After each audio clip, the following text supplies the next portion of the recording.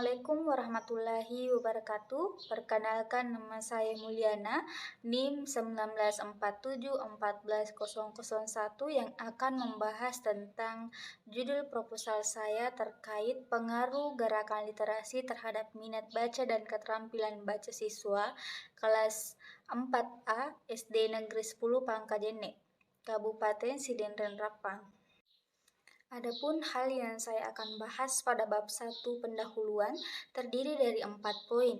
Yang pertama, bagian A latar belakang, bagian B rumusan masalah, bagian C tujuan penelitian, dan terakhir bagian D manfaat dari penelitian itu sendiri. Jadi teman-teman silahkan simak penjelasan saya berikut ini. Nah, pada poin ini atau bagian A latar belakang, menurut Malari 2017 halaman 1, perkembangan literasi sekolah Indonesia sampai saat ini masih dikatakan rendah pada tahun 2011 dari International Result in Reading, menunjukkan bahwa Indonesia ini menduduki posisi 45 dari 48. Rendahnya literasi ini membuat berbagai usaha untuk meningkatkan literasi. Salah satunya, upaya yang dilakukan pemerintah Indonesia saat ini adalah mengganti kurikulum yang ada di sekolah dan juga membuat salah satu peraturan gerakan literasi, yaitu kegiatan 15 menit membaca buku non-pembelajaran sebelum waktu pembelajaran itu dimulai. Program ini dilaksanakan untuk menumbuhkan minat baca siswa dan meningkatkan keterampilan baca siswa. Setelah saya melakukan observasi di sekolah SD Negeri 10 Pangkajene, maka saya sebagai peneliti mendapatkan bahwa bahan pustaka yang disediakan di sana atau sekolah tersebut lebih cenderung kepada penggunaan buku-buku pelajar dibandingkan dengan buku non pelajar atau buku bacaan lainnya seperti dongeng, cerita, dan lainnya. Sehingga hal ini membuat kurangnya siswa datang ke perpustakaan untuk membaca. Begitupun dengan buku-buku yang disediakan di sudut baca atau depan kelas. Hal ini lebih membuat siswa memilih bermain ketika jam istirahat daripada membaca buku bacaan. Kegiatan literasi sekolah dapat terlaksana dengan baik jika melibatkan seluruh warga sekolah seperti guru, kepala sekolah, siswa, orang tua, dan komunitas sekolah. Namun hal ini tersebut masih kurang mendapatkan koordinasi dari sekolah tersebut dan juga dengan warga sekolah. Misalnya guru tidak memberikan arahan kepada siswa untuk melakukan kegiatan literasi 15 menit sebelum pembelajaran itu dimulai. Dan serta melalui kegiatan observasi ini ditemukan fakta-fakta baru, yaitu rendahnya minat baca dan keterampilan siswa yang terjadi pada khususnya kelas 4A SD Negeri 10 Pangkajene. Nah, selanjutnya pada poin B atau rumusan masalah. Berdasarkan latar belakang yang saya jelaskan tadi, maka rumusan masalah dalam penelitian ini adalah bagaimana pengaruh gerakan literasi sekolah terhadap minat baca dan keterampilan membaca siswa kelas 4 SD Negeri 10 Pangkajene. Jadi, adapun tujuan penelitian seperti yang saya paparkan di PPT, yaitu untuk mengetahui adanya pengaruh kegiatan literasi terhadap minat baca dan keterampilan baca siswa kelas 4A SD Negeri 10 Pangkajene, Kabupaten Sidrap. Adapun manfaat penelitian yaitu terbagi atas dua bagian, yaitu secara teoritis dan praktis. Berikut ini secara teoritisnya. Teoritis diharapkan dapat memberikan aspek-aspek positif serta menjadikan literasi sebagai budaya atau kebiasaan di sekolah tersebut. Sedangkan secara praktisnya, hasil penelitian ini diharapkan akan memberikan manfaat bagi siswa, di mana kegiatan literasi perlu dilaksanakan agar dapat meningkatkan minat baca dan keterampilan baca siswanya. Kemudian, untuk bagian guru memberikan inspirasi terhadap dalam melakukan penerapan literasi sebelum pembelajaran berlangsung. Dan terakhir, pada bagian sekolah, hasil penelitian ini dapat dijadikan sebagai alat untuk mengembangkan minat baca siswa di sekolahnya.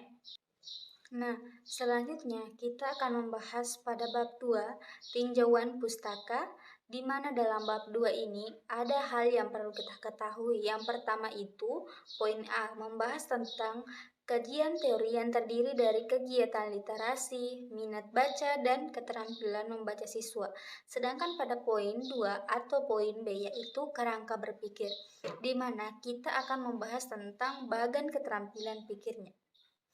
Nah, jadi teman-teman perlu kita ketahui di sini bahwa kajian teori, pengertian kegiatan literasi pada awalnya, literasi ini dimaknai sebagai suatu keterampilan membaca dan menulis, tetapi secara dewasa pengalaman tentang literasi semakin meluas, di mana makna pemahaman terkini mengenai makna literasi mencangkup tentang kemampuan membaca, memahami, mengapresiasi sebagai bentuk komunikasi secara kritis dan meliputi bahasa lisan dan non-lisan atau tertulis.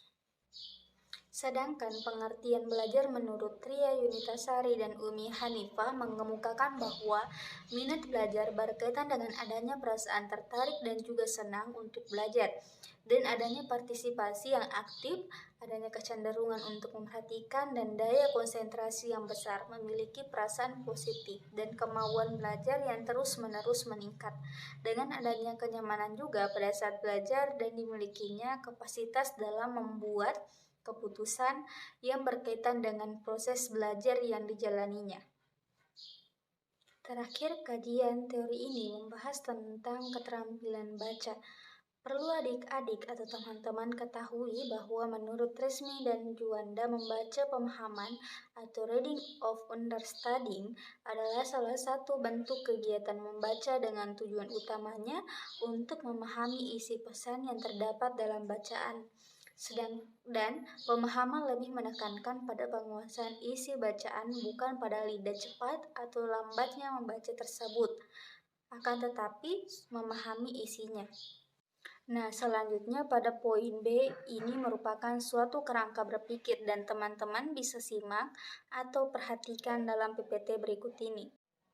Selanjutnya kita akan membahas bab terakhir yaitu bab 3, metode penelitian, di mana metode penelitian ini ada 9 sub yang perlu kita ketahui, di mana poin A ini membahas tentang pentingnya pendekatan penelitian, poin B waktu dan tempat penelitian, poin C desain penelitian, bagian D populasi dan sampel, bagian E definisi operasional variabel, bagian F teknik pengumpulan data, dan bagian G instrumen, bagian H teknik analisis data, dan terakhir bagian I adalah indikator keberhasilan penelitian.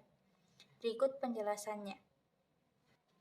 Di mana pada poin pertama atau poin A di sini membahas tentang pendekatan penelitian, di mana pendekatan yang saya gunakan sebagai peneliti yaitu pendekatan kuantitatif, karena menurut saya pendekatan ini lebih cocok untuk menyelesaikan permasalahan atau judul yang saya angkat.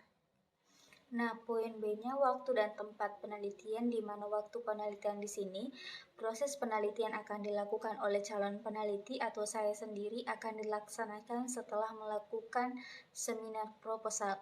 Sedangkan untuk tempat penelitiannya yaitu dilaksanakan di kelas 4A SD Negeri 10 Pangkajene yang terletak di Jalan Emiselan nomor 2, Pangkajene, Kecamatan Maritengai, Kabupaten Sidenreng, Rapang.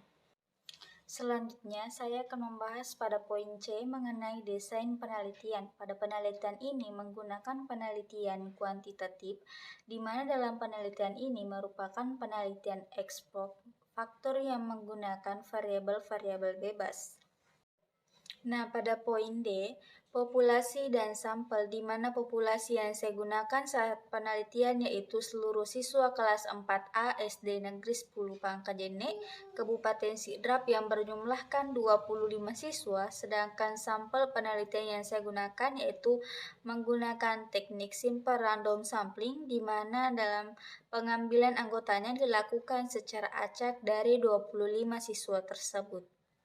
Pada poin A, Definisi operasional variabel yang terdiri dari 3 bagian yang akan saya jelaskan. Yang pertama itu literasi, di mana teman-teman perlu ketahui bahwa literasi itu merupakan keahlian yang berhubungan dengan kegiatan-kegiatan seperti membaca, menulis, berpikir, dan fokus untuk meningkatkan kemampuan memahami informasi secara kritis, kreatif, dan untuk poin kedua, membahas tentang mengenai minat baca. Jadi teman-teman atau adik-adik sekalian perlu kita ketahui bahwa minat baca merupakan suatu kecenderungan pada siswa yang ditandai dengan rasa senang atau ketertarikan pada objek tertentu disertai dengan adanya pemusatan perhatian kepada objek tersebut dan rasa senang atas keinginan terjadi tanpa ada unsur paksaan dari orang lain. Jadi setelah kita membahas tentang literasi dan minat, adapun poin ketiga, yaitu keterampilan membaca sebagai berikut.